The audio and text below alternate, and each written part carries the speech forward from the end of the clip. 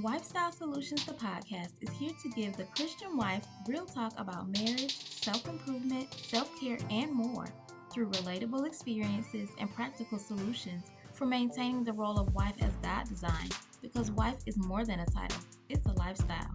I'm your host, Ashley Smith. Let's get into this week's episode.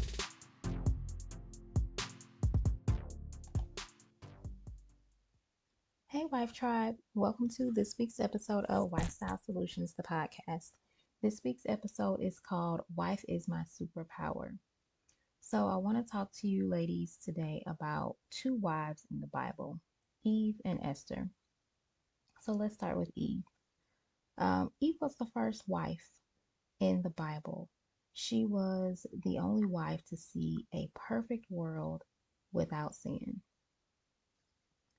She was tempted by the serpent.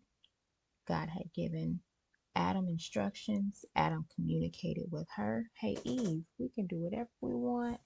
We can eat from any tree in the garden except from the tree of knowledge of good and evil. So the enemy came in. He tempted her and said, you won't surely die. It'll be okay. God just doesn't want you to know what he knows. So Eve decided, okay, well, I want this wisdom that God has. So she took the fruit and she ate it. Nothing happened right away.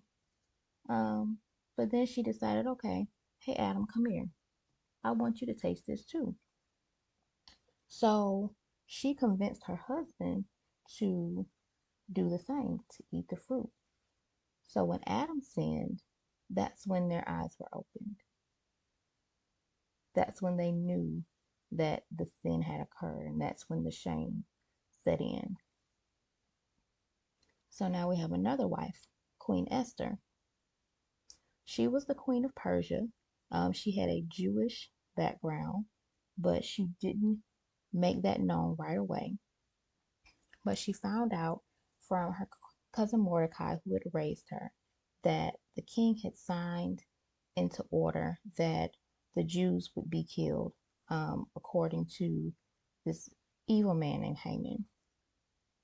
So Mordecai went to Esther and he asked her, I really, you need to intervene. You have the power to do something. These are your people. So go to the king on our behalf and save our people. He said, what if you were made queen for such a time as this? So Esther said, okay, I'll go to the king. If I die, I die because I'm not supposed to go. But here's what I want you guys to do. So she told Mordecai, have the people fast for 3 days, no food, no water. I'll do the same with my maidens, and then I'll go to the king. So she went and she obtained favor with the king, and he decided, okay, no, we're not going to let this happen.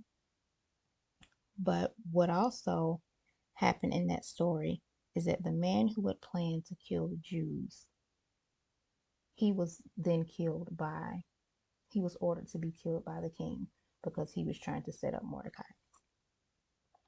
So another part of that story is that the king said, hey, Esther, whatever you want to happen from here on out, whatever you say is what's going to be.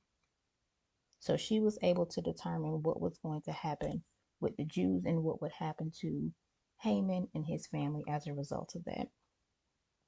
So what does all of this mean?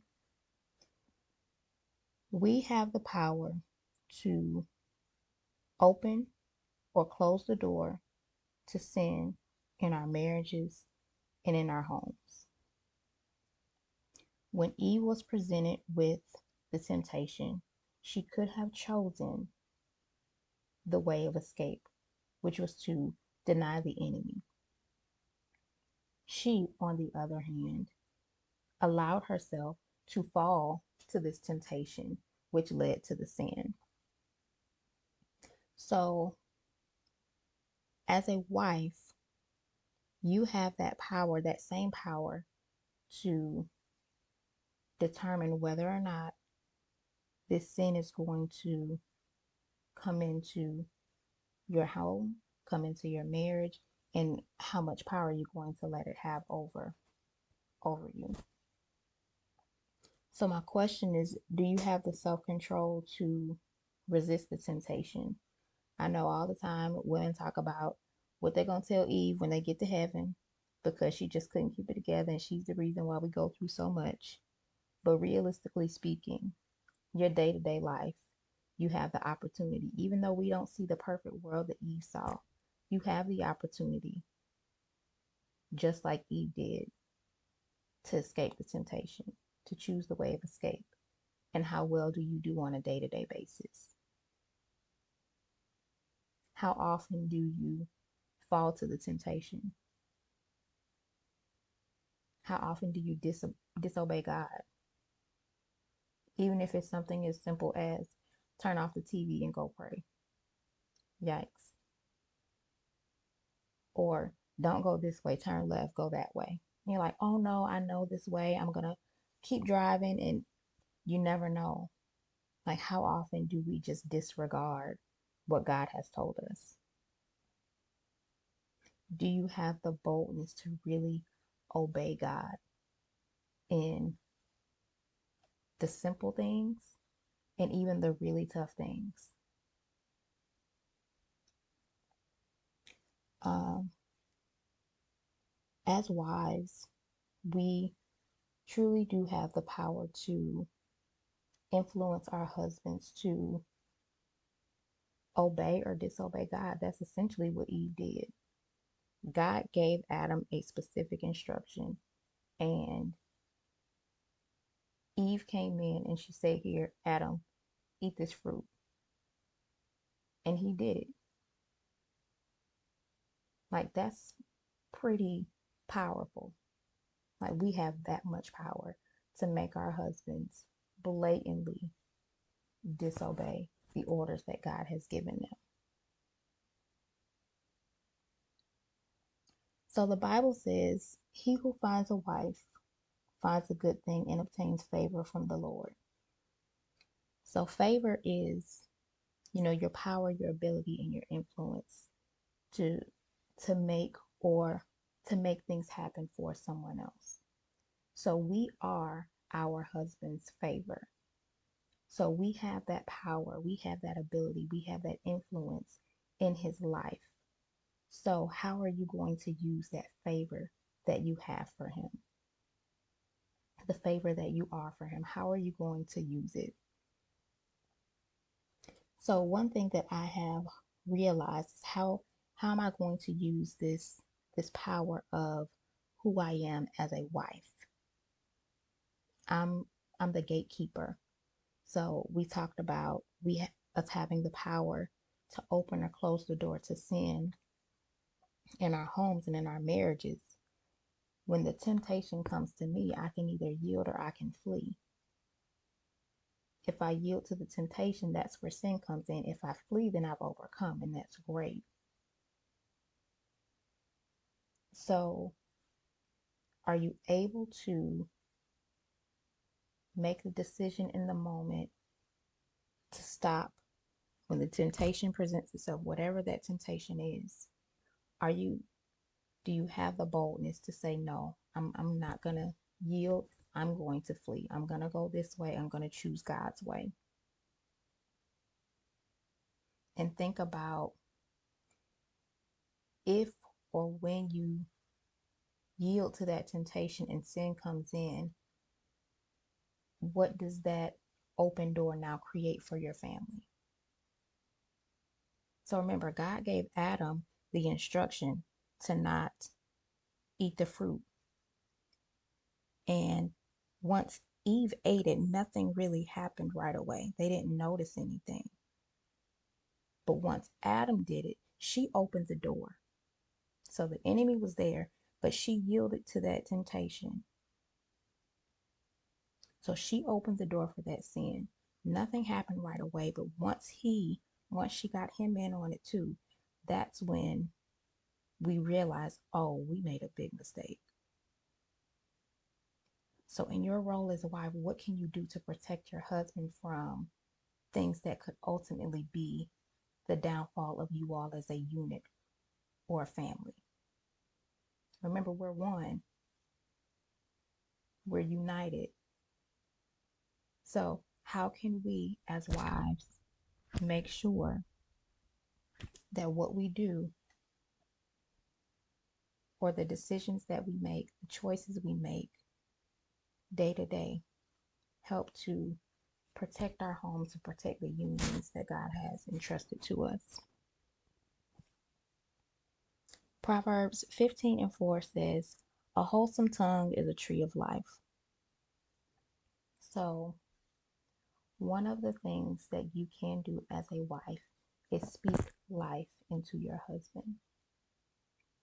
We have so much power in our words.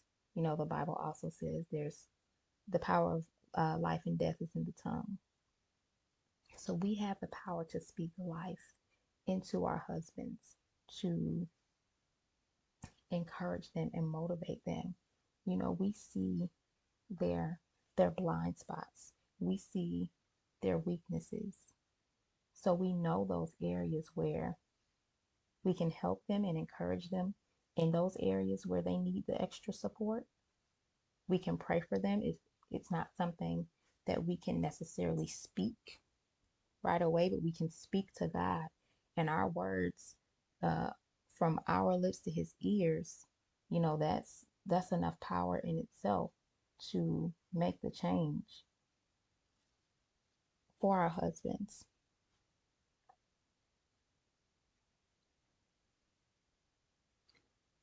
Show and express your thanks and your appreciation for him, for what he does, for who he is. Our husbands work really hard to provide for us and to give us the lives that, you know, that we live, that we desire. And even if whatever state you all are in, he's doing the absolute best that he can to make life the best that it can be for you. So even if it's the little things, make sure you say thank you. Make sure you show your appreciation. What's his love language? Make sure you're speaking his love language to him on a consistent basis. Not your love language, but his. Another thing is that our commitment to God is going to influence him. So ultimately, we want to look like Christ in our marriages. And that's not always easy. But if your husband is what wherever he's at, if he's committed to God, if he is not committed, if he's fallen off or backslidden or whatever state he's in, your commitment to God can be the influence that he needs to align. So if you notice that, hey, he's starting to do some things and it's like, this is not falling into the pattern of who I thought you were or where I know you should be or who I know you could be, you continue to honor God by honoring him. Pray for him, intercede for him. Strive to be like Christ in your responses. A soft tongue turns away wrath. That's a good one. Strive to be like Christ. It's not always easy, but it's definitely worth it. And your consistency in your commitment to God and being the wife that he's called you to be and living your life the way that he has called you to do it is going to show up, even if it doesn't show up right away. The consistency is what's going to be the key. So one of my favorite scriptures about wives is Proverbs 12:4. And it says, an excellent wife is the crown of her husband. But a disgraceful woman is like cancer to his bones. Like, man, that's really deep, y'all. So, like, an excellent woman or an excellent wife is the crown, but a disgraceful wife is like cancer. Like, that's really intense. Cancer kills. Cancer kills, it destroys the body. So imagine how important your role is to your husband. Being an excellent wife doesn't mean that you're a perfect wife.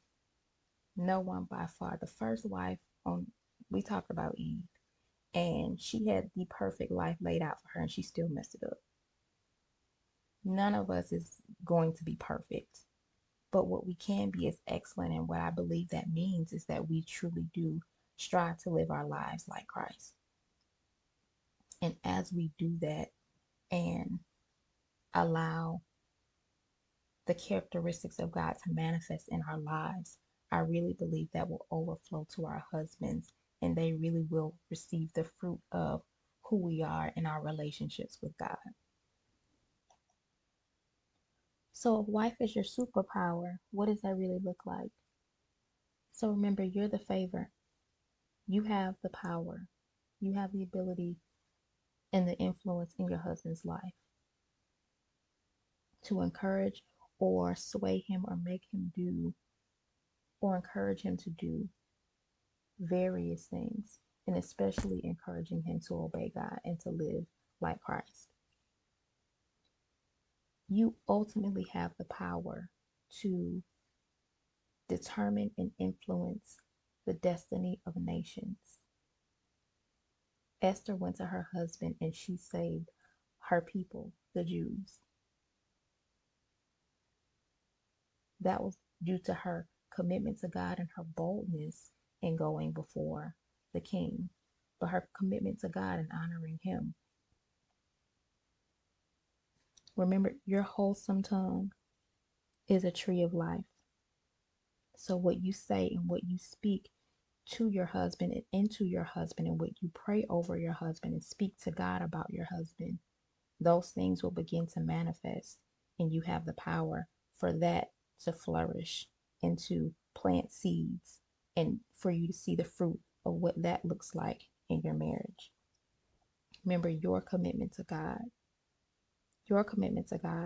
can influence him and have that power to change his heart and change his mind and begin to honor God in ways that you had not noticed or had not seen before. Remember, you're the excellent wife. You're the crown of your husband. I know you don't want to be like cancer to his bones. You are excellent. Remember, excellent is not perfection. Excellent is just doing our best and striving to live like Christ. So, what's our wife hack for the week? Be his helpmeet. That's one of our roles that God has assigned to us to help him meet needs. So, you can ask him, but if your husband is like mine, he's probably going to tell you, I'm good, I got it, and that's okay. You can also just pay attention. Try to figure out what are those things that you know are most pressing for him, things that might be stressful, the things that he just has to do every day. See what those things are that you can take off of his plate. Anything that you can do to make his life a little bit easier.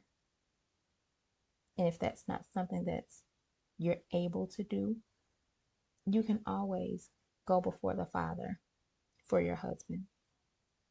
Intercession is always going to be one of the greatest ways that we can help our husbands to meet needs.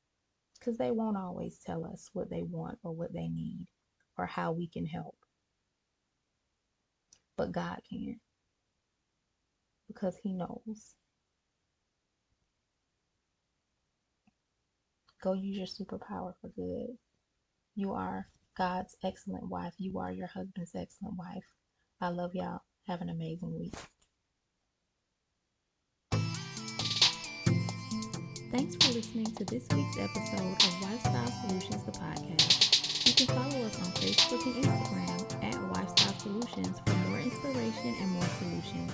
As always, subscribe to the show to catch every new episode and leave us a review so we can continue to bring you fresh content about how to live your lifestyle God's way, because wife is more than a title, it's a lifestyle. See you next